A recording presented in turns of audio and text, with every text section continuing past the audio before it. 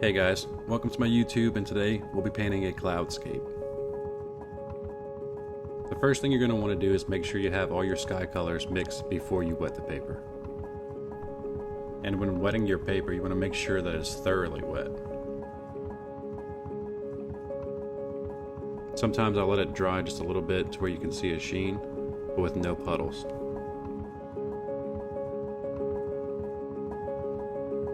At this point, we'll be dropping in our blue color around our cloud shapes. You want to make sure that you leave enough white space that you can blend back into. Once you lose that white space, it's pretty hard to get back. Unless you're cheating.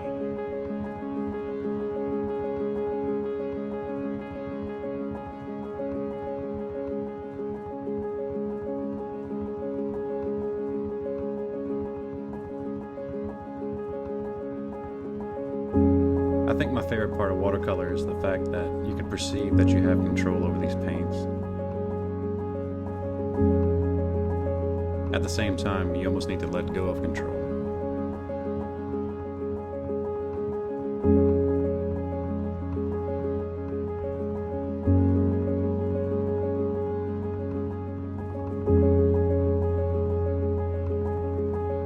A great way to add wispiness to your clouds is to take a clean, damp brush and slowly lift some of the pigment off the paper.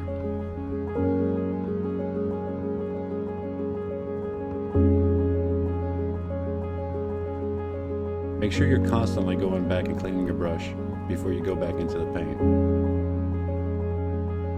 And also be careful not to add too much water, as you can create blooms.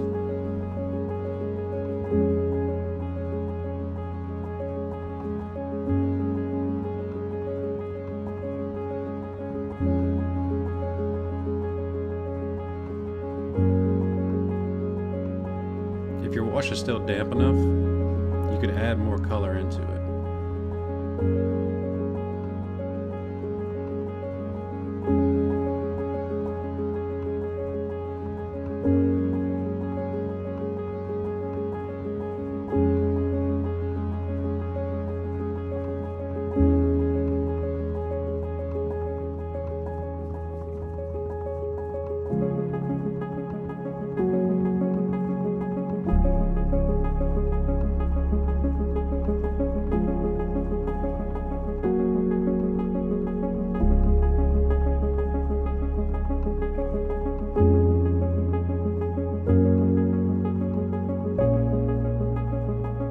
If you're impatient like me, you can employ a heat gun to dry the layers.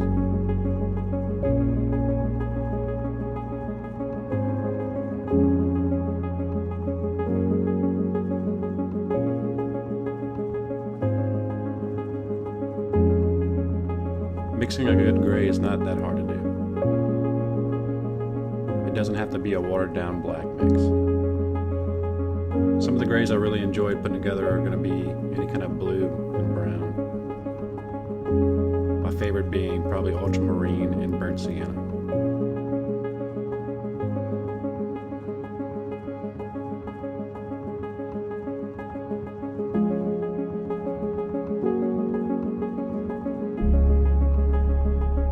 When I'm painting in shadows into the clouds, I like to use a real light wash and blend them back into the cloud very softly.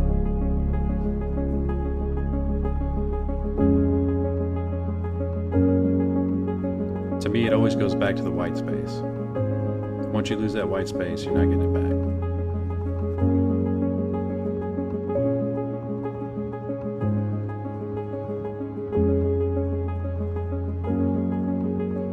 Another good thing to adding light layers is that when you come back in with the darks, it brings those out that much more.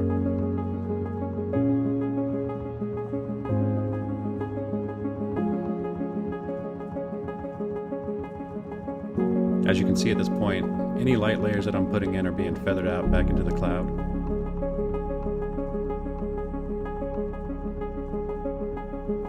Every light layer is creating dimension in the cloud.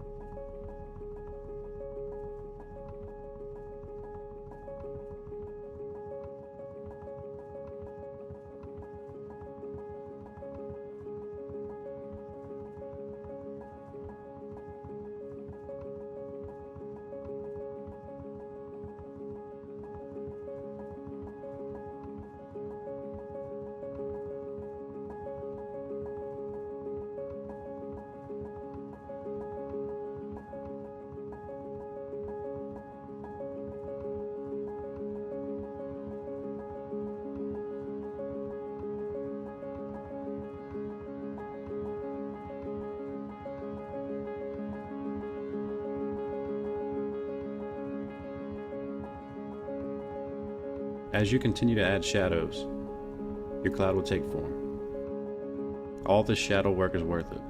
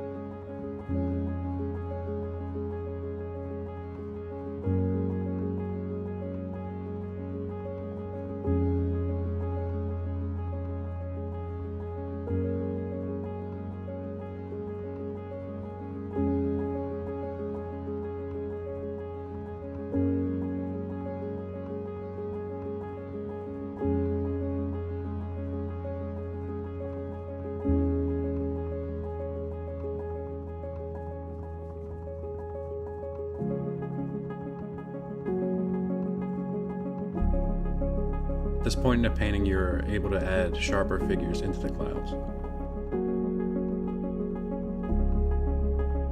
The sharper images will actually bring out your lighter shadows that you've been building.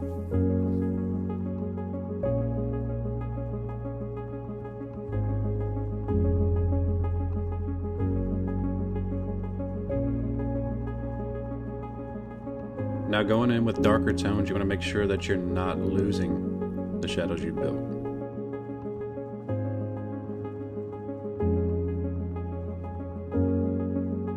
It's real easy to cover up the work that you've done.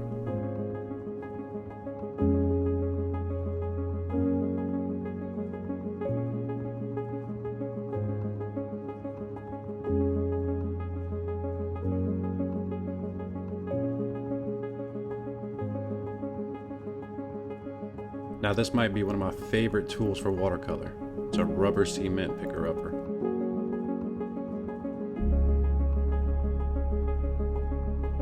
It makes removing masking fluid almost too easy.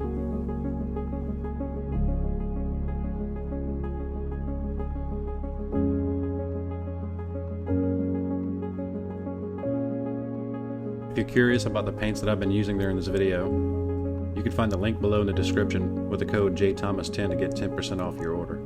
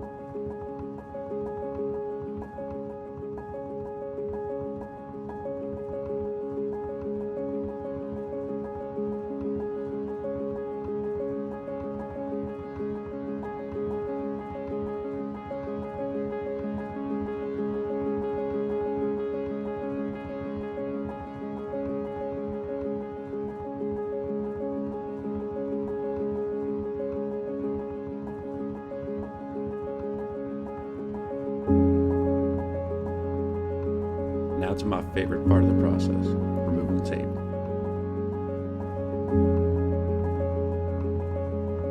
If you like what you've seen here today, make sure you subscribe, as I'll be posting more content to this channel very soon.